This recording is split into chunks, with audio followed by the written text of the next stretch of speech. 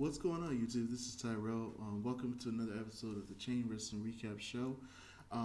This time we are actually recapping Smackdown Live from March 21st of 2017. It was a very good show. Definitely, we saw some build up towards WrestleMania and definitely seen, um, you know, a couple of matches added to the card. Definitely we'll get into that in a little bit here. Just wanted to take the time to let you know that I am also on patreon.com/CWRS. Definitely, ask you guys to, to support the show if you like it.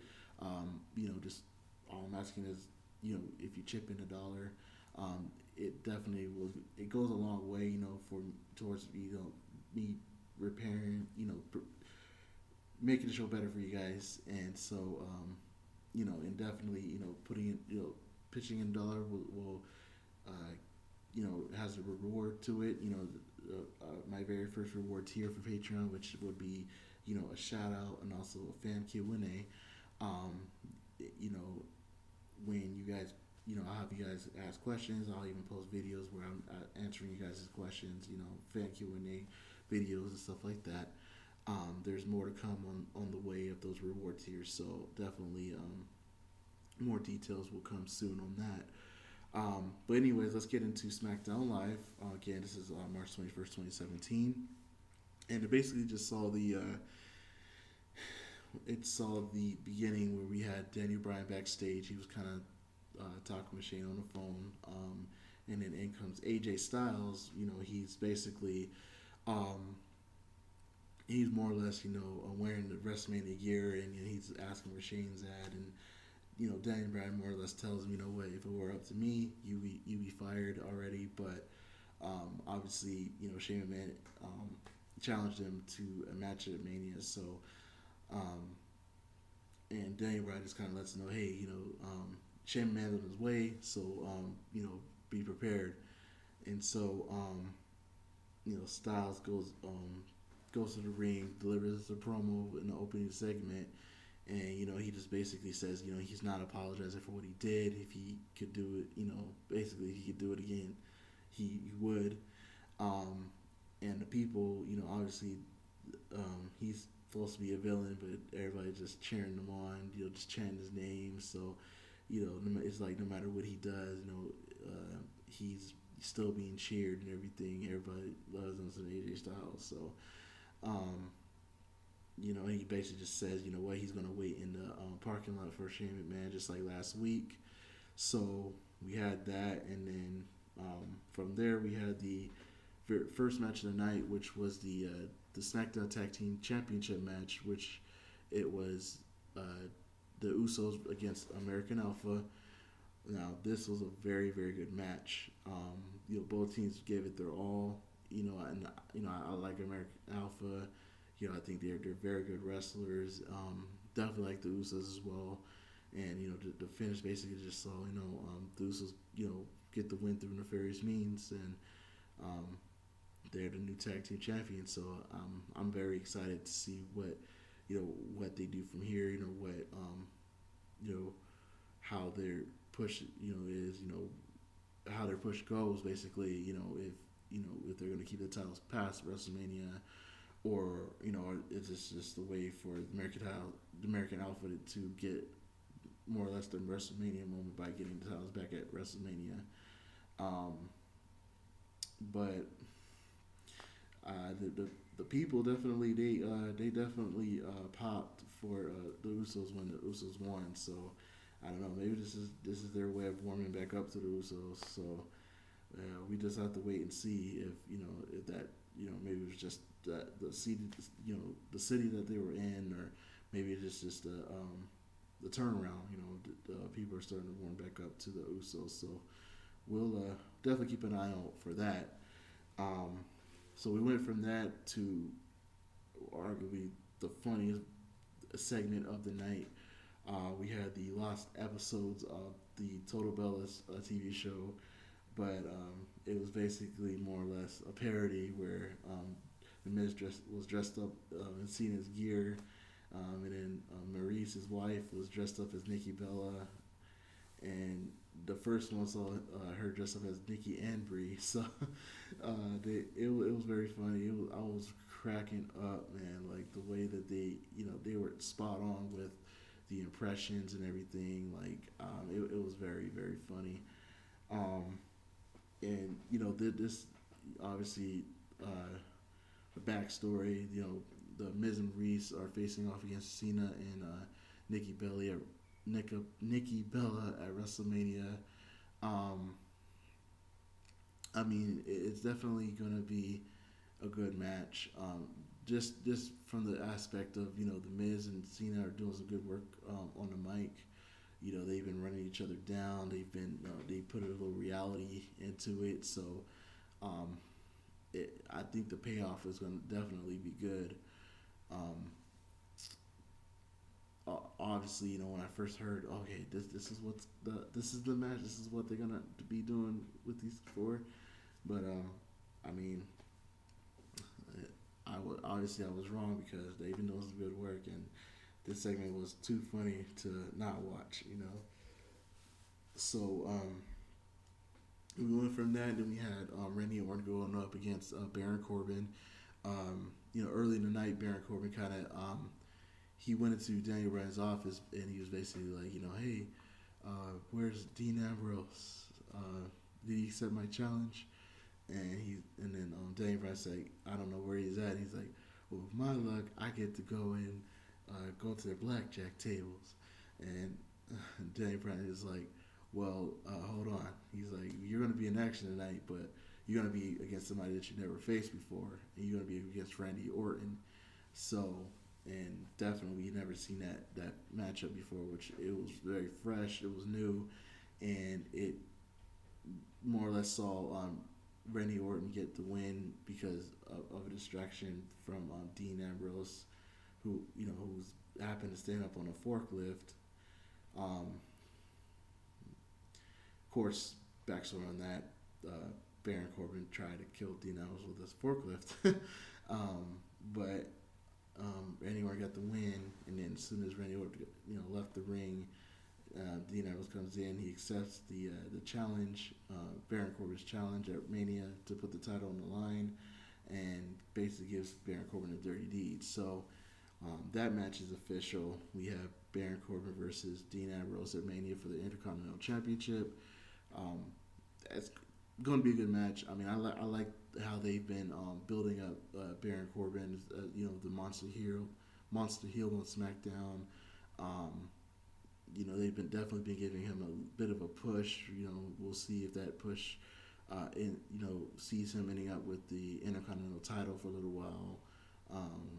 If that puts him en route to to the world, to the WWE title. So we'll definitely be on the lookout for that one. But I can't wait to see these guys face off. I think it's going to be a good match. Because Baron Corbin, he's definitely been doing some good work. For the big dudes, him and Roman Reigns, Rusev, Kevin Owens, just to name a few of the big guys.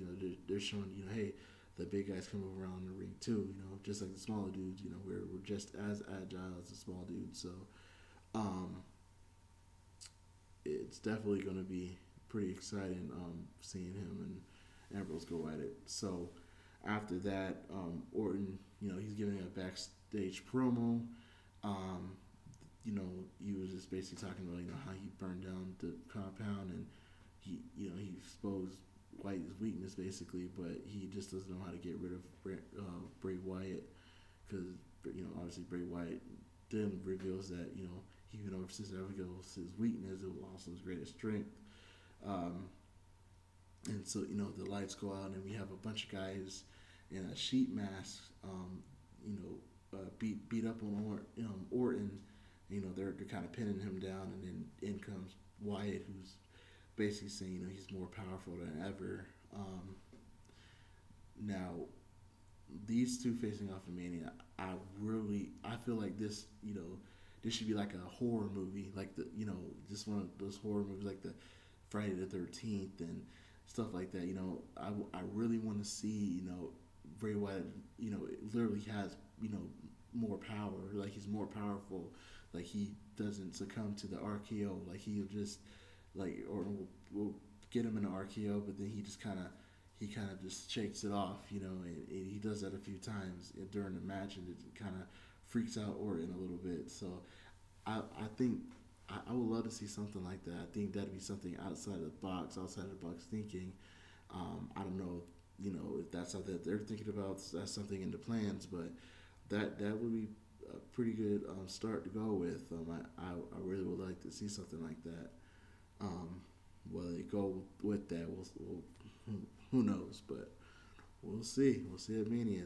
These you know, they definitely been doing a good job building this matchup as well. They've actually done a good job of building up a lot of the matches at Mania. Um, you know, they've definitely been furthering all the storylines and that they needed to, or when they needed to. So I'm very psyched about the show. And so, you know, and the segment ends with him singing, he's got the whole world in his hands. He literally has the world in his hands. You know, he says that, you know, even when he has a title, he's like, I got the whole world in my hands. So, we'll see if he still has it in his hands after Mania. So, after that, we had John Cena going up against Fandango. Um, and Tyler Breeze, you know, is with Fandango, but Tyler Breeze is dressed like Nikki Bella. Hilarious, might add. It was very hilarious. I'm just like, why is everybody dressing up like Nikki Bella? So, um, and you know, we had you know, Fandango was giving Cena a bunch of parking tickets because they're, I guess, apparently they're fashion police. But he was giving Cena a bunch of different tickets, and that, you know, that definitely probably Cena to call it Nikki Bella. Um, and then during the you know, during the match, you know, John Cena is beating up on Fandango. He, you know, kind of does a couple moves to him. Fandango doesn't really get in any offense whatsoever, and Nikki Bella is also she's also getting no action.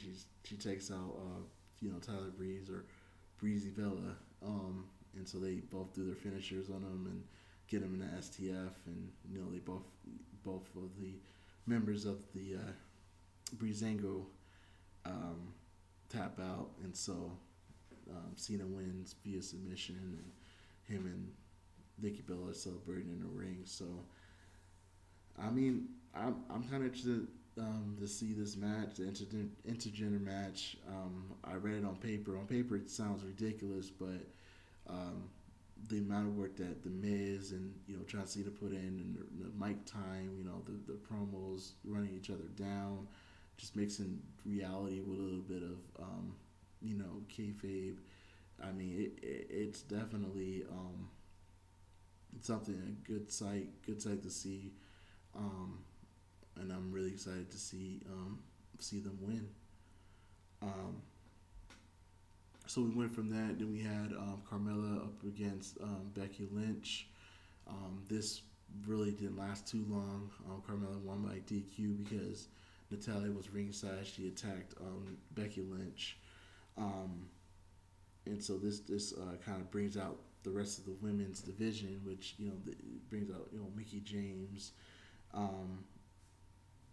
and of course Alexa Bliss, and you know, they're she ends up standing tall, and you know, basically the match on this one, you know, we had Alexa Bliss going up against the entire women's division, so we have no idea what kind of match it is, if it's a gauntlet match or what type of match it is, but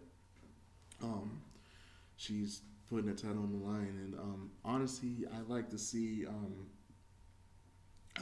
put on, you know, her dominance, you know, just showing her that she's here to stay, you know, that she's very, very dominant.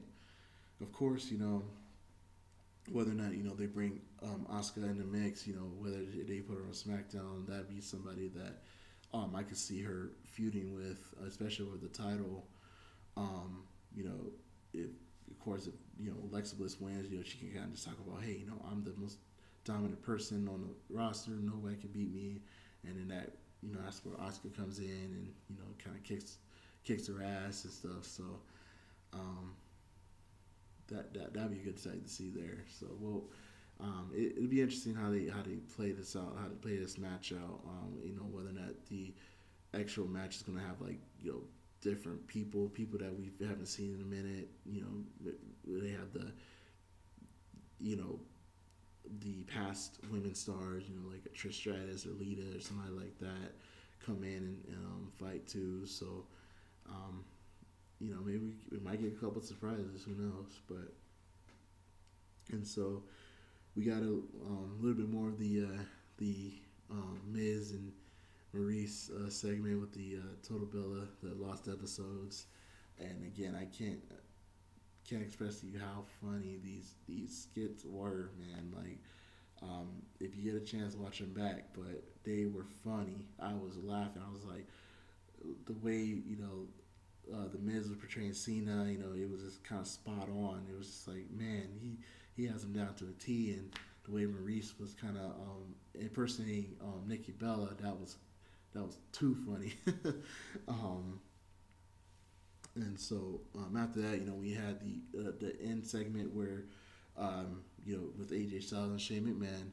Now, a little bit of a backstory on this one. AJ Styles is waiting in the parking lot the whole night, waiting on Shane McMahon to arrive, and at some points he was getting a little impatient because there was one part where a limo pulls up. He's thinking it's Shane, but it's actually just Heath Slater and Riddle out of nowhere. So I don't know if that was the plan. That was the plan per se. That have them show up. Throw AJ Styles off. But next thing you know, Shane McMahon is there, showing up on stage, going into the ring, and he calls out AJ Styles. And backstage, Renee Young tells him, you know what, Shane McMahon's in the ring, so he makes his way to the ring, and he's trying to apologize as he gets into the ring. He's trying to apologize to Shane about last week, but Shane wasn't having any of that, so they're brawling, and then we were getting a table spot. AJ Styles thought he was going to put Shane to the table, but it was actually the other way around. Shane McMahon laid out AJ Styles on the table. He gets on the top rope. He's doing one of his famous, elbow drops off the top rope onto the announce table. This time, he does it to AJ Styles, and that's pretty much how we end the show. AJ Styles and both AJ Styles and Shane McMahon are laid out, and I don't know. It seems like it's going to be a good match. Now, honestly, I felt as though AJ would have been better at being in a title match, but I think that for most cases, most reasons, that this will probably be a better matchup for him. It'll be interesting to see if they're playing the whole rumor of how they want AJ Styles to be on Raw. If they use this match as the catalyst for that. Make it so where AJ Styles if he loses, he's off of Smackdown, but he makes his way to Raw instead. Who knows? That might be, maybe we might get that stipulation next week or something like that to kind of raise the stakes a little bit on this match. But it seems like it's going to be a good match because there's going to be a lot of high spots, and of course AJ Styles really he's a good wrestler. Obviously he's a great wrestler. So we'll definitely find out what they do on the Go Home show. So that was SmackDown. It was a really good show overall. The hilarious segment with The Miz and Maurice. They did a good job on those little skits they did. But we're 1 week away from WrestleMania. I mean, we're definitely waiting on those Go Home shows. Obviously we have the Raw Go Home show, the SmackDown Go Home show, and we got the final stretch of getting these matches put together, getting the story, and stories in place, the advancement of the stories and stuff. So to this point, WWE's done a good job building up these stories and stuff like that, except for the Andre the Giant Battle Royal. that's my only complaint about. Out of all of this, this is my only complaint is that they're not doing anything with the Andre the Giant Battle Royal. They're not even making it feel like it's prestigious or special. I mean, it it would make it more special if they were doing you know, if they had matches, you know, like with people that not really do anything at WrestleMania. Uh, for WrestleMania, you know, just having them in matches, compete in matches to, you know, qualify for the battle royal, and then, you know, just have like, you know, just have, you know, raise the stakes of the battle royal itself. You know, just like, you know, winner gets a title shot in the near future, gets to pick which title they want to fight for, stuff like that. You know, I mean, I feel they could have done something to make it, you know, feel little bit more special. So at this point, I mean, I don't know if it's going to be, you know, just a pre-show match, or if they're just going to put that in a pre-show or something. But, you know, I mean, we'll see what happens. I don't know if, you know, hopefully Monday, you know, Raw and SmackDown will kind of put some more emphasis on it. You know, maybe add more people to it and stuff like that. So um, we'll see what happens. Maybe they do the qualifying shows on Raw, the qualifying matches on Raw. Just have a couple of them or something. Same thing with SmackDown, but I don't know. I guess it's too little, too late to do anything like that. You know, especially a week before the show. So um, I don't know. We'll see what happens. But thank you guys once again for chilling with me. Thank you for talking, chilling with me as we talk wrestling, talk SmackDown Live. Don't forget to subscribe to the page, like the video. Definitely comment below if you want to. Um, you know, and again, I'm on patreon.com/CWRS. Just all I'm asking you is for you to support the show. $1 goes a long way, and you know, if you pitch in that dollar, definitely it will get you a shout out, get you that fan Q&A, and I'm definitely looking to try to get more reward tiers, things like that, to try to build the show, make the show better. I definitely want to make this a great experience, more interactive experience for you guys. So, um, with that, that's it for me. See you guys next week for the Go Home Show of Raw, Go Home Show of SmackDown, and of course next week I'm posting my WrestleMania predictions videos. So definitely be on the lookout for those things, and I will definitely see you guys later. All right, peace.